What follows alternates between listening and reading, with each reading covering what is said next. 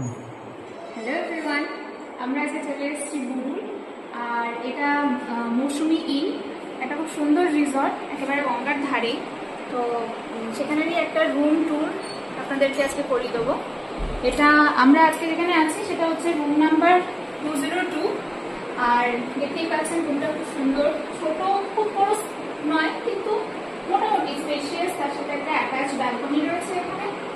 আর এটা একটা double bedroom, এটা হচ্ছে বেড। আর রুম সার্ভিসও এখানে অ্যাভেলেবল আছে, ফোন রয়েছে আর ছোট একটা টিভি ক্যাবিনেট আছে। আমরা রুমটাকে ভেবে ফেলার আগে একটা ভিডিও করে নিচ্ছি। এখানে সামনে চেয়ারে আমাদের লাগেজগুলো রয়েছে, ছোট একটা টি টেবিল, আর এখানে একটা ফ্রিজও দিয়েছে, মিনি ফ্রিজ।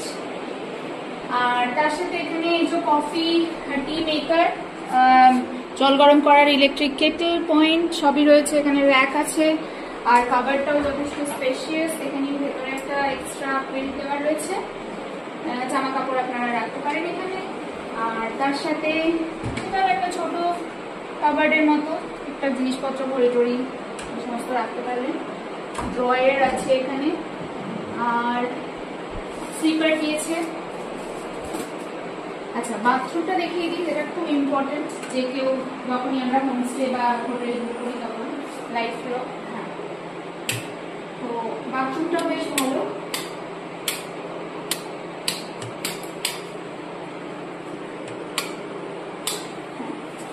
তো এটা হচ্ছে ওয়াশরুম, এটা কোমর।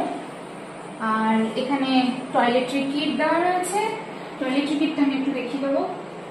আচ্ছা, এর মধ্যে রয়েছে শ্যাম্পু, কন্ডিশনার, দুটো ব্রাশ, যেহেতু এটা ডাবল বেডরুম, দুটো ব্রাশ, পেস্ট, ফোম দেওয়া রয়েছে। আর তার সাথে একটা সোপও দেওয়া আছে। এই হচ্ছে সোপ, এখানে হ্যান্ড ওয়াশ, বেশ পরিষ্কার। আচ্ছা, আমাদের এই রুমটার পার্টিকুলার, আমরা যেহেতু উইক ডেজে এসছি, এটা উইকেন্ড নয়, হয়তো উইকেন্ডে একটু রাশ থাকে। আপনারা ফুল কন্ট্যাক্ট নাম্বার দিয়ে দেবো, তো আপনারা কন্ট্যাক্ট করে নিতে পারেন সেখানে। আমাদের আজকে রুম টাইপ নিয়েছে এটা 3000, ঠিক আছে। এমনিতে এটা 33300 যায়। তো যেটা হয়তো উইকডেজ এর ক্ষেত্রে বা যখন রাশ থাকে তখন হয়তো একটু ওপর নিচ তো হতেই পারে।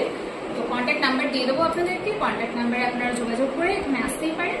আর বাইরেটাও আমি একটা ভিডিও সেপারেট করবো, যেটার জন্য দেখিয়ে দেবো যে বাইরের পরিবেশটা কিরকম। এখানের বাচ্চাদের খেলার জন্য পার্ক রয়েছে, একটা ছোট সুইমিং পুল মতো রয়েছে। তো ওগুলোর জন্য একটা সেপারেট ভিডিও করে আমি দেখাবো। বেশ সুন্দর এই জায়গাটা, এক দুদিনের জন্য তো আসতেই পারে।